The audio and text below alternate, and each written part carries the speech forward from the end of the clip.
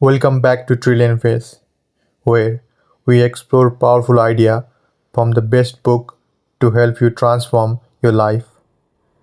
Today, we are diving deep into the Courage to be Disliked by Ichiro Kishimi and Fumitake Koga, a life-changing book that challenges everything you know about happiness, freedom, and the way you live your life. This book is written in a unique dialogue format between young man seeking answer and wise philosopher. Through their conversation, we uncover deep truth about self-acceptance, interpersonal relationship, and the true meaning of freedom. If you have ever felt trapped by society expectation or struggle with the self-doubt, this book is your roadmap to break free. So get ready to challenge your belief, open your mind, and discover the courage to be disliked. The story begins with a frustrated young man visiting a philosopher. A young man is angry at the world, convinced that his past and the society expectation have trapped him. He believes happiness is impossible for ordinary people like him, bounded by circumstances beyond control. The philosopher listens patiently and says, "You can be happy right now." The young man coughs, demanding proof. Thus began their week-long conversation where each day the philosopher breaks down the powerful idea that challenges everything the young man believes. The key lessons from this book is: first one is you are not controlled by your past. The young man insisted that his past failure and upbringing have shaped him. The philosopher introduced him to Adlerian psychology, explaining that we are not controlled by past traumas but are always making choice in their present. He says you are using your past as an excuse to not change. To illustrate this, the philosopher tells the story of a boy who was terrified of water because of an incident in his childhood. But instead of fearing water itself, the boy feared facing his fear. His identity became tied to that fear. The philosopher emphasized the past is just a story you tell yourself. It is no power unless you give it power.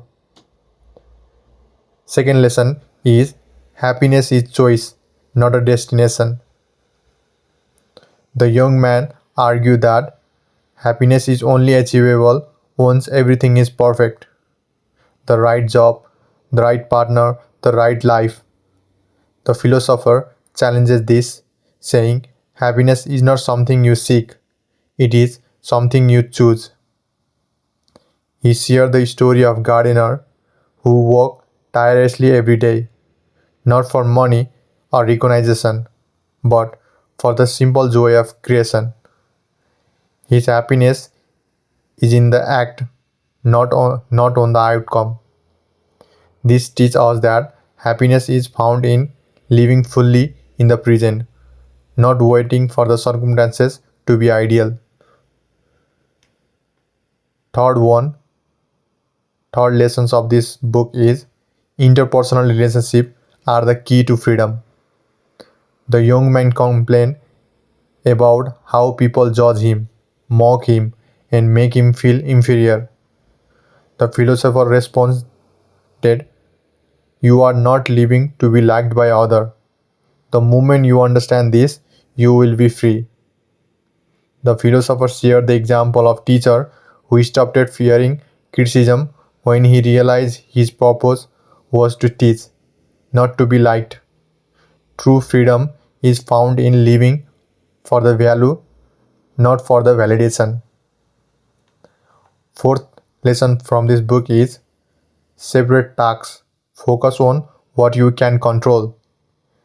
The philosopher explained that much of our anxiety comes from the worrying about the things outside our control. He called this concept the separation of tasks.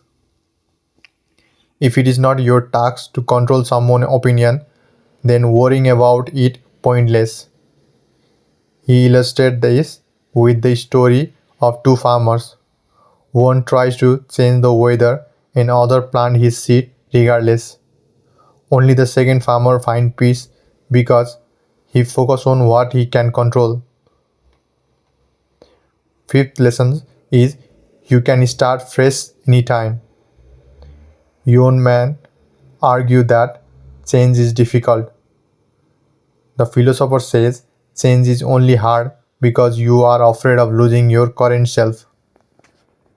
He shares the story of a woman who left her high-paying job to start a small bakery. Everyone said she was a crazy, but she chose to live for her own value, not society expectation. Her courage comes from the understanding that starting afresh is always possible. So this is our five and the last lessons, and we have us 1 to 5 lessons from this book. After reading The Courage to be Disliked, I realized that true freedom is not granted by others, it is claimed by you. Happiness is a choice, and the past do not define your future. Relationship matters, but your self-worth is not determined by others. You have the power to rewrite your story. This book is not just a read. It is challenge to live authentically, without fear, and with the courage to be disliked if it means being true to yourself. Thank you for listening.